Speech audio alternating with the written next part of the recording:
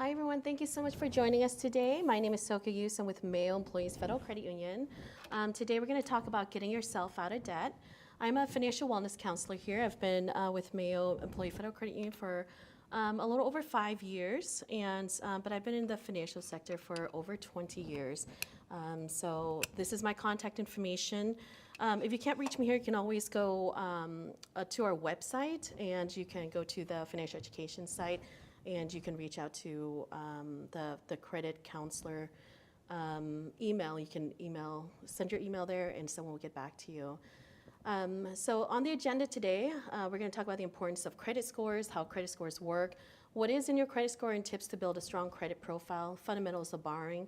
We're going to talk a little bit about credit facts and myths, but I'm also going to do a demonstration on the debt snowball and debt avalanche repayments plan. So that's what we're basically here for.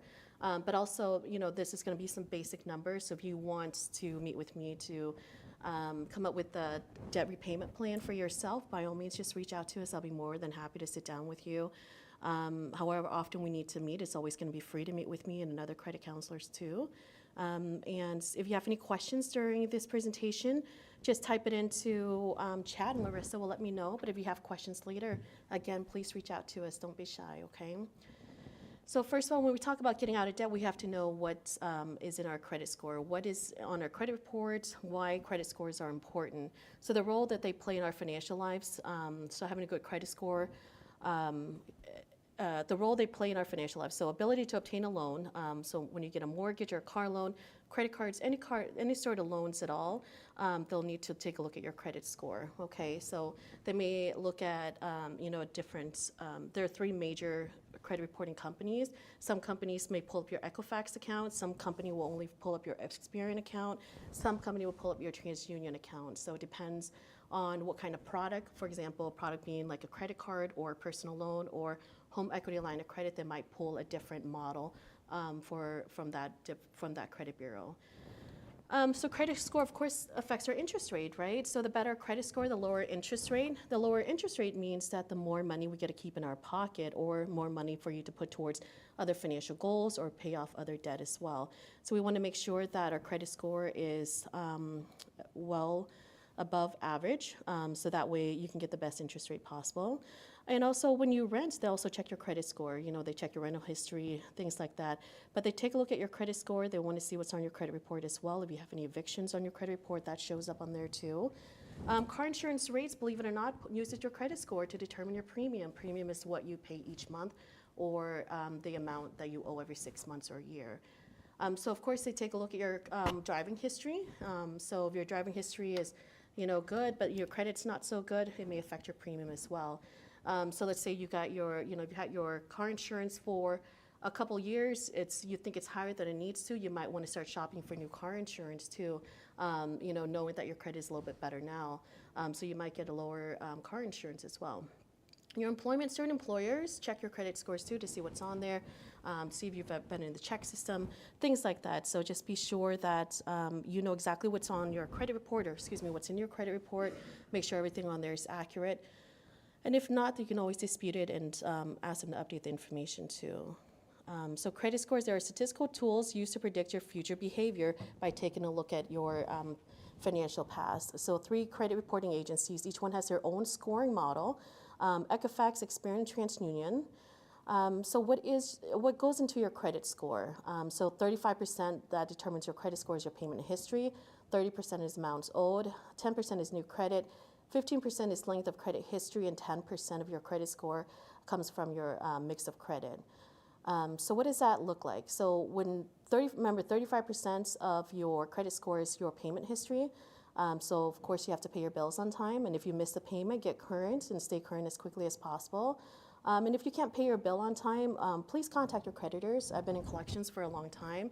It's really important that if our members contact us and let us know that they're in a financial hardship, we would love to work with you. Just don't let it go delinquent and have it be reported on your credit report, because once it's reported delinquent, we have to report delinquent if you're not paying it on time, right? So then we can't just go back and remove that because we have to report it accurately. So again, please don't wait until it's too late. Just contact us as early as possible. And now remember, new credit takes up 10% of your credit score. So you want to limit new inquiries. So when you apply for or open new credit accounts, you only do that as needed. I know with the holiday season coming up, there's a lot of offers out there from Kohl's to Macy's, different places to where if you open a credit card, then get 35% off or even 50% off for Black Friday deal, what have you. Don't be tempted to do that because every time you get a new credit card, you'll have a hard pull on your credit report that makes your score goes down by a little bit, by a few points. And because you're opening a new credit, it really shortens the length of your credit history, affecting your credit score. Now, credit utilization, remember that takes up, amounts owed, so that's 30%, okay? So credit utilization, we want to keep it as low as possible. We prefer that you keep it under 30%. You want to pay down high balance credit cards and revolving debt first. You want to pay off debt rather than moving debt around.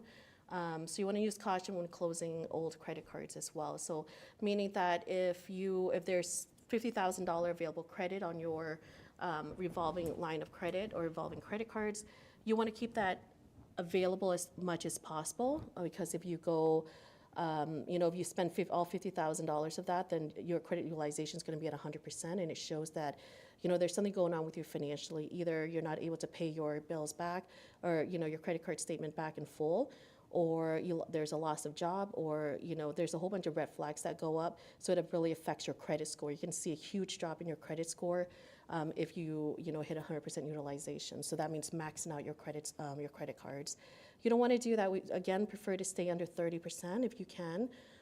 If you're able to pay off the entire balance, by all means do so, because you don't want those. You don't want to pay interest on it anyways if you have interest on those credit cards.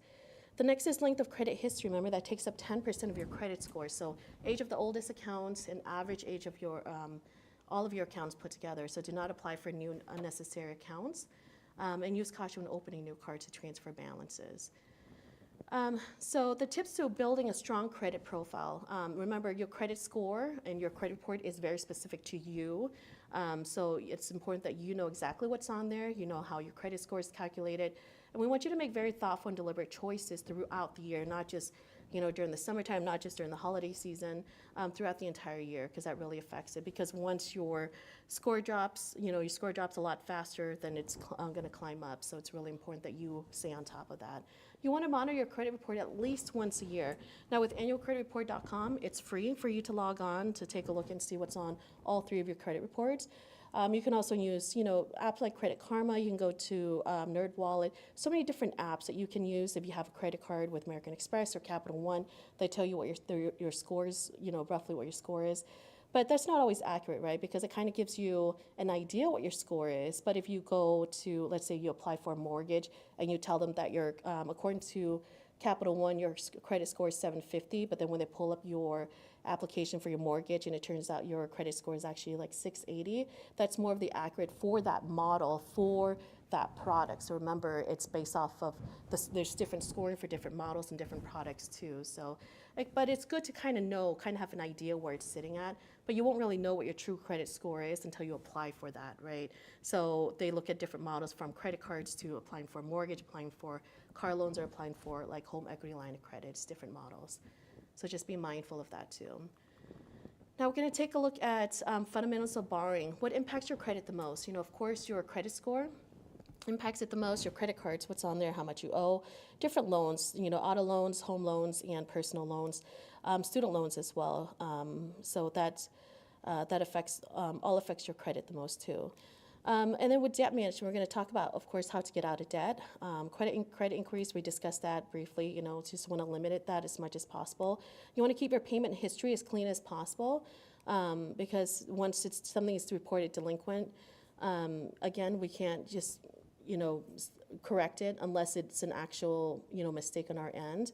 And it goes the same for all companies that are mandatory to report accurately to the credit bureaus. And again, we want to take a look at your debt to income ratio, right? You don't want to have more debt than what you're able to pay. So if you're trying to apply for a loan with us here at MEFCU, we prefer that you stay under 40% debt to income ratio. So we can talk a little bit more about that too, if that's what you have questions about. So a little bit about good debt versus bad debt. So mortgage, that can be considered good debt. You have equity in it. Education is good. You know, if you are making, you know, you're doing what you went to school for, you're gaining education, so that's always a good thing. Business debt is kind of like on the gray line. If you're making money from it, and you're taking a loan to start a business, if the business failed, then may be considered bad debt, right? So investments, depending on what you're investing into. Vehicle loans, unless it's, a vintage loan that's an investment, vehicle loans is more on just on the bad debt side, right? We know you need your vehicle, but unless it's not, you don't want to go overboard with it. I think as of 2024 statistics, the average monthly payments of a new car loan is $753, and the average payment of a used car loan is $523. Okay, and the median household income in Olmsted County right now is at $83,000. So that's taken up a lot of their take-home pay. So just be mindful when you're getting a car loan. Just make sure you try to pay that off as quickly as possible, get the best possible interest rate. And if you didn't get a good interest rate at the time when you got your vehicle, do everything you can to increase your credit score so that we can perhaps refinance your loan for that vehicle, or try to sell that vehicle and trying to get another vehicle for something that's cheaper and with a lower interest rate as well. And credit cards, of course, it's always a slippery slope. You can always use your credit cards to build your credit score. That's the fastest way to build your credit score, is to have credit cards and other loans on there. But it's a slippery slope. If you cannot pay off the entire balance that you charged on, let's just play it safe. If you can't pay it off by your next paycheck, let's just not put on your credit card, right? But if you don't think that you can stay within the 30% utilization on your credit card, let's not use credit cards. There are just some people that just have a hard time keeping under certain utilization. There are just some people that are really good with their credit cards. If you find out that you're not really a credit card person, let's just not use that. There are other ways to build up your credit score besides credit cards, okay? Store credit. So these are like the Macy's, the Kohl's, the Home Depots, and the Best Buys of the world, right? So it says that, you have Best Buy credit card, but it's actually financed through Citibank or HSBC, are the creditors. So and typically, if you just get their credit card, let's say if you get, Citibank credit card, your interest rate might be a little bit lower. But if you get like a Best Buy credit card, although it is being financed or, the creditor is through Citibank, your interest rate might be really, really high too. So a lot of merchant accounts, a lot of store credit cards have really, really high interest rates. So some are 29%, some are 31%. There's certain states that doesn't have a limit on how much these credit card companies can charge you in interest. So just be mindful of that. And then cash advance is always a bad idea. Cash advance meaning that, you need some money until payday. So you go online and you apply for these cash advance places, and then they give you like, $200 that you need until payday. And then when your payday comes, you have to pay the $200 plus a huge interest on top of that. The interest is typically, anywhere between 50 to 100. I've seen 200-300%. There's no regulations on it yet. On certain states that doesn't put a cap on the interest rate on these cash advance places. And I think right now, as of 2025, I think there are 13 states that cash advance companies are not allowed to conduct business because it's illegal, because the interest rates are so high. But if you find yourself in a situation where you need cash advance, please come talk to me. Come talk to someone here at the bank and see what we can do to help you out. Another really popular one that I'm seeing a lot of people going down the slippery slope are buy now, pay later. So back in the day, with Kmart or what have you, you can do like layaways, right? If you can afford that $100 product, then you can pay $50 every paycheck until you pay that off, and then you get to bring the item home. But now it's so easy to, when you when you check out of something, they offer you, say, instead of paying $100 now, why don't you pay $25 now, and then 2 weeks you'll pay another $25, and another 2 weeks you pay another $25. So like the Klarnas of the world, the Afterpays of the world, they're due on different days. So when people get multiple of those accounts, it's really, really hard to keep track of them. And also, it adds up so quickly because you're thinking, you know what, it's only like $20 per paycheck or $20 every 2 weeks. How bad could it be? But it's not, you don't stop at one though. A lot of people are, are 5, 6, 7, or sometimes 15 or 20. So if you find yourself in that situation, let's talk about it. Let's see what we can do to get you out of that debt first. And then, clean up your other high interest credit cards. and then get you back on track financially, whatever on track looks like for you, whatever that goal is for you. But the cash advances of the world, the buy now, pay later of the world are very dangerous. So if you use it, please use it with extreme caution. But if you find yourself in a situation where you can't get yourself out of it, please come see us so that way we can come up with a plan to get you out of it. So when it comes to debt management, paying debt, how to pay off your debt, right? You want to know what kind of debt do you have. That goes back to looking at your credit report. There are certain debts that won't be on your credit report too. Let's say, for example, if you haven't paid your student loans in like 8 or 9 years, it's no longer on your credit report because it's been delinquent for over 7 years and they have to delete it off your credit report. But that doesn't mean that you still don't owe those student loans. So it's always best to kind of have an idea of what you owe or who you owe it to, even though it's not on the credit report. So even if you don't see on the credit report, you may still have debt out there that's floating that you don't know about. But in the case of like student loans and stuff, they can always garnish you, they can always sue you. Different credit card companies can always sue you for non-payment as well, even if it's not on your credit report. So just be aware of that. So when it comes to paying off your debt or debt management, you want to know who you owe, you want to know how much you owe, you want to know where you can, gather these information. So again, go to your credit report. There's the first place. You want to plan which one you want to pay off first. Are you looking at a lawsuit that's coming up in a week, or do you have a high interest credit card that's due, or are all your credit cards at 0%? We want to go ahead and prioritize which one we want to pay first, right? And then, of course, when you're trying to pay off debt, stop accruing new debt. It's very, very hard to do, especially if you've been living on your credit card. So just stop accruing new debt altogether.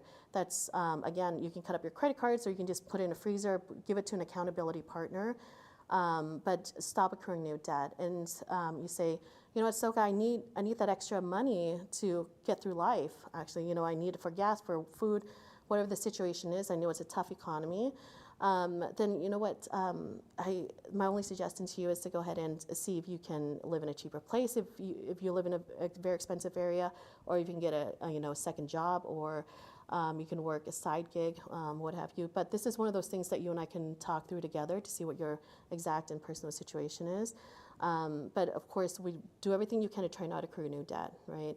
And of course, budgeting is really, really important too. At the end of this presentation, I'm going to do a little budget and debt repayment demonstration. So of course, we can't pay off our debt without budgeting. Budgeting tells us how much we're bringing in, how much our bills are, where our money is going to, and that's really, really important. Pretty much everyone that comes to my office don't know where their money is going to. You say, you know what, this is the most money I've made as an adult, and I don't know why I'm so broke. I have no idea where my money is going to. My suggestion to them is start auditing your account. Take a look at the last month, 2 months, 3 months statements of your credit card, your debit card, and see where those charges are going to. Are there subscriptions that you don't realize that you're still paying? Are there certain things that are due each month that you should have canceled about 6 months ago? Are there certain things that you were spending too much money on that you want to cut back on? So auditing is very tedious and it's really annoying for a lot of people. But it's a basic, but it tells you exactly where to start, right? Where can we cut out some money? Where is our money going to? You can't move forward and try to correct those actions if you don't know what caused it in the first place, if you don't know what put you in debt in the first place, right? So things to consider when using a loan.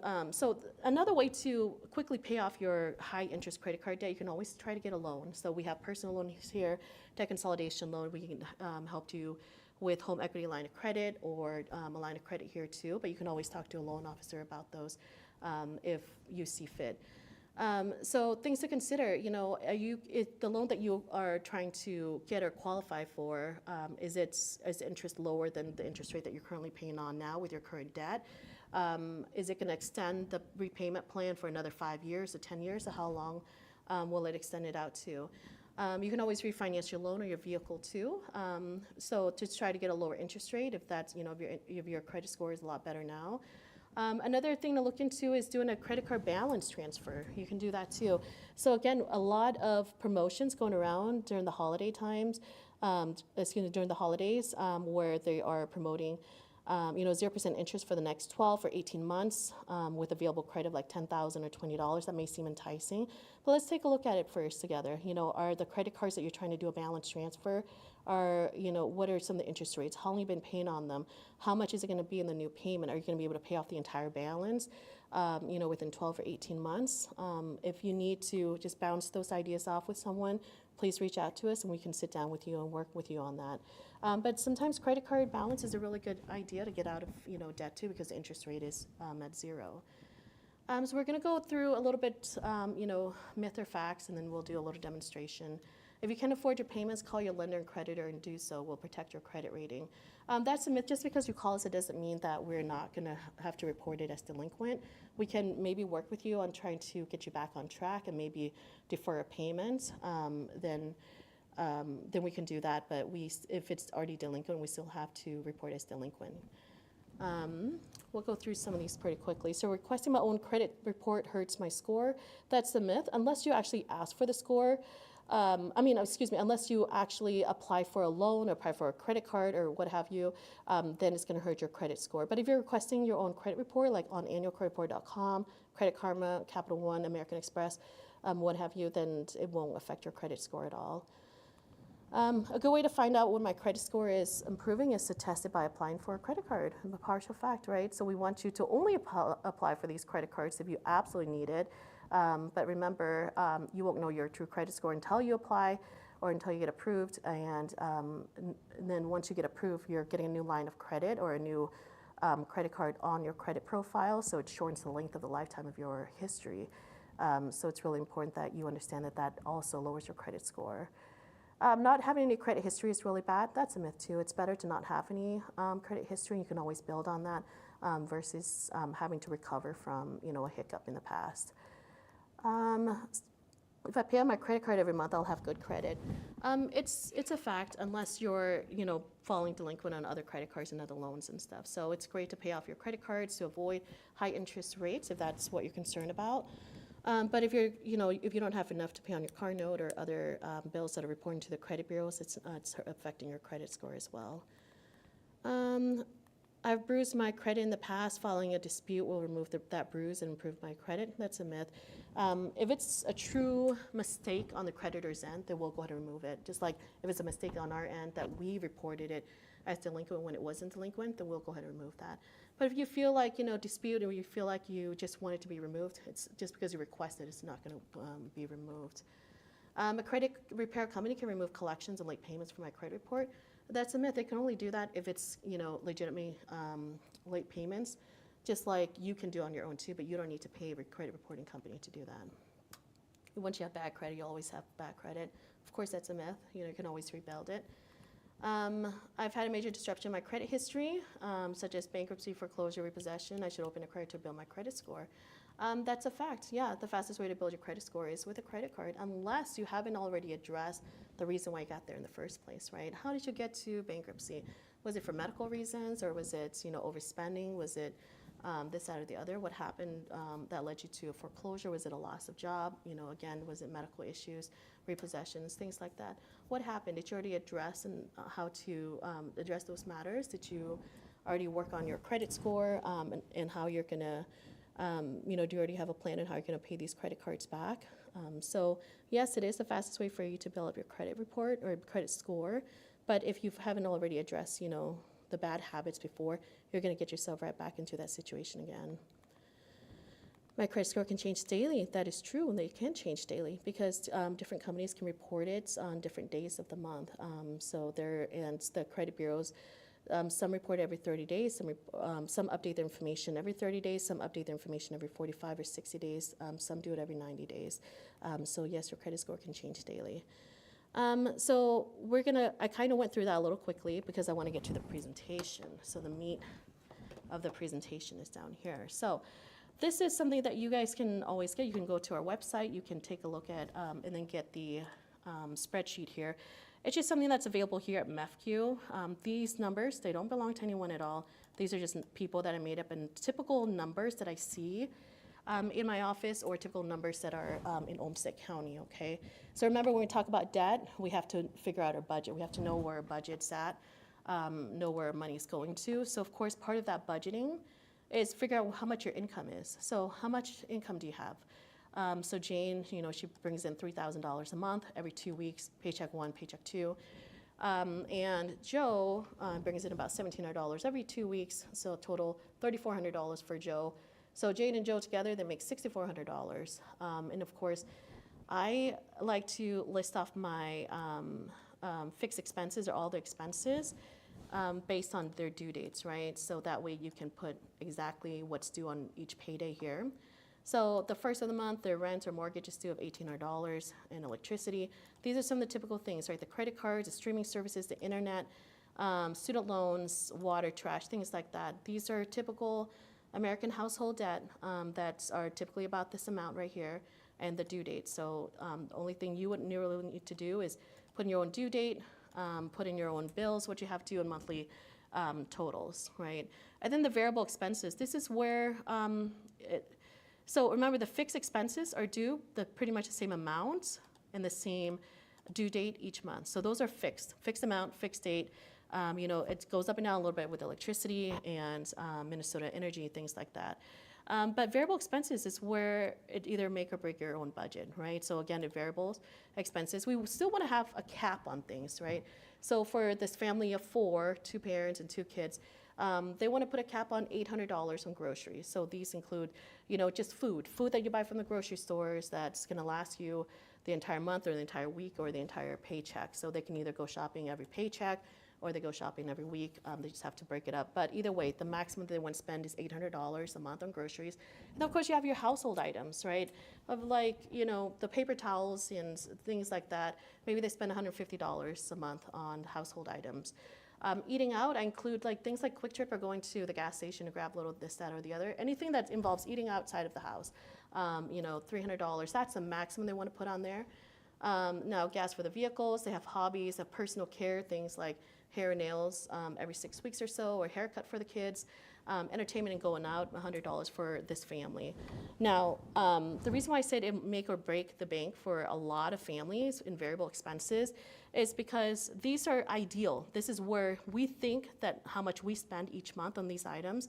But when you start auditing your account, you're like, oh my goodness, I don't know where all my money is going to because at the end of the month, we have zero money left, right? Before we put anything in savings, we don't have anything left over. So I don't know where my money is going to. So that's when I have people start auditing all their accounts and they find out that, groceries, they think that they were spending $800 a month. They're actually spending $1,500 a month. Eating out, they think it's $300 a month. In actuality, it's $500 a month because, the kids had games out of town, so the family went out to eat a little bit more. Entertaining, going out, with the holidays coming up, that's going to be, through the roof too. So you can, adjust it accordingly. But you always kind of want to have, the cap on things like that because you want it to keep it within your budget. Now, for this family, they have some financial goals. They want to save for emergency savings. So emergency savings, they want to do $1,200. I like to include the singing funds and savings as part of your bills because if you don't put it as part of your bills, sometimes people can talk themselves out of it, right? But if you have a bill to pay, you're going to pay that bill. So we want to make savings a priority as well. So, they want to save $1,200 for emergency savings a month because they're trying to hit their 6 months or 9 months emergency, savings goals. And, Christmas is coming up, so they've been putting $205 away each month. And in car maintenance, you want to save about $100 for, oil change, things like that. House maintenance, $100 a month, and miscellaneous. Things always comes up, right? Especially with kids or yourself, things always come up. So I like to do the zero-based budget, where their income is $6,400, and every dollar is being accounted for. So the total expenses for this family is $6,400 with $0 left over. But it's not as bad as it sounds, right? Because every category of their life is being allocated a certain amount already. They have their bills that's paid up here, and then you have the groceries, they have the eating out, they have the hobbies, so they have money for those things already. So it's not like they're missing out on anything, because we want your budget to feel free to know how much you have to spend on those categories, freedom to know that you have the ability to have a little bit of guilt-free money to go shopping here and there. So that's our goal, right? So we just want to give every dollar a job to do. So what happens to these to these savings account? You can open up a high yield savings account or a money market account with us here. And you can have as many savings account with us without any monthly fees or any monthly penalties or anything. And you can just categorize it as emergency savings. One is Christmas, one for car maintenance, one for house maintenance, and miscellaneous too. So that way, you know, if something comes up for, you know, Christmas is coming up, you can just take it right out of the Christmas fund and see how much you have left in there. So here, again, I like to have people just know where all your accounts are at, your current balance, things like that. And this is their vacation, you know, family goals or financial goals, vacation. They want to go on a, you know, European trip as a family. And then, of course, we want to list off your debt, right? So with this family, they have mortgage, 2 card payments, 1, 2, 3, 4 credit cards, and student loans, which I didn't put here. But this is a typical American household budget. Excuse me, I shouldn't say American, but Olmsted County here. You know, just regular bills that you have, right? So know your budget. You always need your budget so you know what's left over. So here in this situation, for this family, I would have them pay a little bit more towards their debt, right? So instead of saving so much towards their emergency savings, I would have them save, because they already have quite a bit enough into their other savings account. I would have them transfer some of that emergency savings money towards you know, some of their high interest credit card debt. So what goes into debt? So when you talk about your creditors, I want you to know who you owe and your interest rates, right? So that way we can determine which order we're going to pay. The current balance, the credit limit, are you almost at the credit limit? And some of the minimum payments, right? So it's really important to know that, you know what, you've been paying $100, $175 a month to Macy's, but you're really not seeing it go down at all. Well, that's because 29% of your money is going towards interest, and then the rest of it's going towards your balance, your principal. Excuse me, not your balance, but your principal. So then when you see that, when you see how it breaks down like that, then you're like, my goodness, I need to focus more on trying to pay off these high interest credit card debt. So you can play around with this whole spreadsheet here as your budget. Here it tells you, you know, what you can always you know, set up, move your bills over from, or this is like the payday. So when you get paid here, how much you get paid, what bills are due for that payday. We can talk a little bit more on that, but we're not here to talk about that part of budgeting. We're here to talk about how to pay things off, right? So what's really important here is for example, if we do the debt snowball. Okay, so the debt snowball means that it doesn't matter what the interest rate is, we're gonna start with the smallest balance first, okay? So we're gonna pay off the smallest balance first, and then we're gonna move, you know, and then we're gonna work our way towards the next biggest one. So for example, in this chart here, so this is a debt snowball repayments program or plan. So we're gonna start out with an extra $100 a month, or let's just say we're gonna start with $0 a month, okay? With an extra payment. But each month, we some way, somehow found an extra $200 a month after auditing our accounts, after canceling some subscriptions and some gym memberships, this, that, or the other, we found extra money, okay? And we're gonna go ahead and we decide that we're gonna go ahead and put that towards debt repayment. So each month, you're gonna add an extra $200 towards the first debt. So for example, for this example, they owe Discover, Capital One, Amex, another Capital One, whatever debt, so on and so on, right? So the balance for this one, again, start out with the smallest one first, $2,200, $4,000, $6,600, so on and so on. But the minimum payment for this one is $57. The minimum payment for Capital One is $125. Minimum payment for Amex is $122. You know, the interest rates is a little bit lower, so that's why the monthly payments is a little bit lower too. But again, we're not focused on the interest rate for this one because it's a debt snowball. You pay the smallest one first and work your way towards the biggest one. So this is what it looks like, okay? So remember, your monthly payment is only $57. So, but each month you're going to pay an extra $200. So that first month, with a balance being $2,222, after you pay the $257, because remember it's $200 extra each month plus the $57 as a minimum payment, your balance comes down to $1,965. Now for everything else, for all of these other debt, you're just going to continue to pay their minimum payment. The 125s of the world each month, the 122 each month, 225 each month, 250 each month. We just keep that minimum payment. We're only going to focus on one debt at a time. So now you put $257 for your first month towards that Discover account. So now your balance is $1,965. And then again, you continue to pay the minimum payment of $57 plus the $200 extra each month, so on and so on. So now by the time we get to month 10, all that is paid off, right?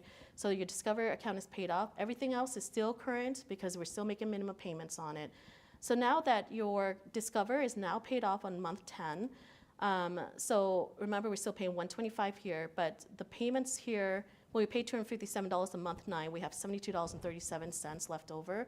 So out of $257, we're going to apply $72.37 towards that, and then the remainder of $257, we're going to add that towards that $125, plus the remainder of that out of that $72. So that'd be $309.63 as the first large payment on the 10th month towards Capital One. Okay. So now we don't worry about column 1. We don't worry about Discover anymore. We're not going to use Discover card anymore. We're just going to put it away, cut it up, do whatever you need to do. Just don't use it again. Okay. Now we're paying $382 because remember it's $125 plus the $200 plus the $57 because remember you're paying $57 as basic for this Discover account plus the $200. So now we're doing $257 from this first column, moving it over to the second credit card to pay it. So now that's why we're paying the $382 each month. We're going to continue to pay $382 each month until it's paid off. And this one here by month 20, you know, that's what's left over is $316.81. Out of the $382, you're going to apply the extra $187.19 towards the other account, towards the third account. So as you can see, it snowballs each other, right? You start small, it rolls, and the payment plan gets bigger and bigger, and then eventually things get paid off pretty quickly. So that's a snowball. But the avalanche saves you a little bit more money with the interest rate, but it takes a little bit more discipline, right? Because you don't see the result as quickly as a snowball. So the psyche behind the snowball is that when you see credit cards starting to pay off, you get, you know, you feel elated. I can't believe I paid this off. This is such a huge win for me. I feel really good. I want to continue this feeling of paying off the next credit card. So that's the psyche behind the snowball effect. The debt avalanche requires a little bit more discipline. Excuse me while I drink some water here. Again, we're going to do an extra $200, and we're going to list things based off of the interest rate. So as you see here, we don't care about the balance or anything. It doesn't matter. We're just going to look at the interest rate. We're going to pay the highest interest rate first, okay? So here, $200 plus the $125 minimum payment comes out to $325. First payment goes there, brings the balance down by that much, and then you're going to end up, you know, continue to pay it and continue to make small monthly payments, just the minimum payments for all your credit cards until your first one is paid off. So now, by month 15, this large balance of $4,000 is now paid off, and we just roll that money on to over, you know, the money that you're paying to $325 from the first column over to the second credit card, and then it just kind of, you know, doubles or, you know, increase that payment. So now your new payment for this new credit card is $382 per month. So now it only takes an additional like 2 or 3 months for it to be completely paid off. And then again, just like the snowball, we just move the money that we were paying towards the other credit cards before, just roll it on over to the next credit card payment, so that way it pays off a little bit faster too. So with the Capital One, with the debt avalanche, it just pays off just a little bit faster, simply because of the interest rate. But you maybe save yourself $300-400 in this scenario of interest rate, but if your debt is a little bit different, a little bit bigger, the interest rate a little bit higher, then you may save yourself a lot more too. But remember, it takes a little bit more discipline with the debt avalanche because you won't see an immediate result, okay? I haven't really fixed all these other numbers yet, but the idea is that with debt avalanche, you start with the highest interest rate first, and the snowball, you start with the smallest balance first, right? But you can't get here unless you've already done the hard work of figuring out your own budget, right? See how much is left over, you know, see how much you can put towards savings. If you already have enough in emergency savings, maybe you should really focus on debt repayment this year or next year.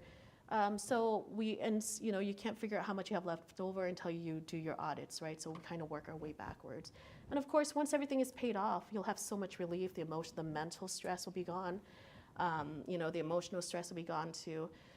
And you'll probably, if you're working a second job to try to find that extra money, you can quit that second job, spend more time, you know, on your own or with your family, whatever you want to do with your own time, right? So as long as you get these debt paid off. But if you pay these off and you feel elated and you want to reward yourself by buying something expensive on your credit card, then what's the whole point, right? You have to really learn, you know, discipline yourself. See, how did you get there in the first place? You know, if this is something that you feel like you need to address with a therapist, you maybe talk to someone. Why were you, you know, after a stressful day, why did you spend all that money? Did it make you feel better temporarily? Do you feel guilty afterwards? That might be something for you to address with a therapist too, or, you know, whomever you want to choose to talk to. But the goal here is to, once you get out of debt, the goal is to stay out of debt, and then kind of use that as a really, use your credit cards and loans as a tool to really secure your future, right? Because the more money you have saved up, or the more money you have available at the end of the month, you can use that to invest in your future. You can use that towards your kids' education, a new house if that's what you need, or even more vacation, just things like that. So, but the goal is once you get out of debt, please stay out of debt. But if you find yourself getting back into it, it's fairly common to see people getting back into that situation again. Just don't be ashamed of it. Just come talk to me, talk to your partner, have an accountability partner, have a budget buddy, have someone that you can talk to about it. And there's absolutely no shame in having debt and getting yourself in this situation whatsoever. So when you see me or other credit counselors, it's absolutely, zero judgment at all from us here. All we want to do is help you out. And again, it's completely free to meet with us. If you're a member with us, you can meet with us as often as you need to. But the goal, the point is to go ahead and get started, to get out of that dark that you were in, the darkness that you were in, if that's what you're feeling, to get you out of that, anxiety state of mind when you think about money. So just come talk to us about it, okay? Well, if we don't have any questions online, I think that will conclude our presentation. But again, my name is Sokha Yous. I'm with Mayo Employees Federal Credit Union here.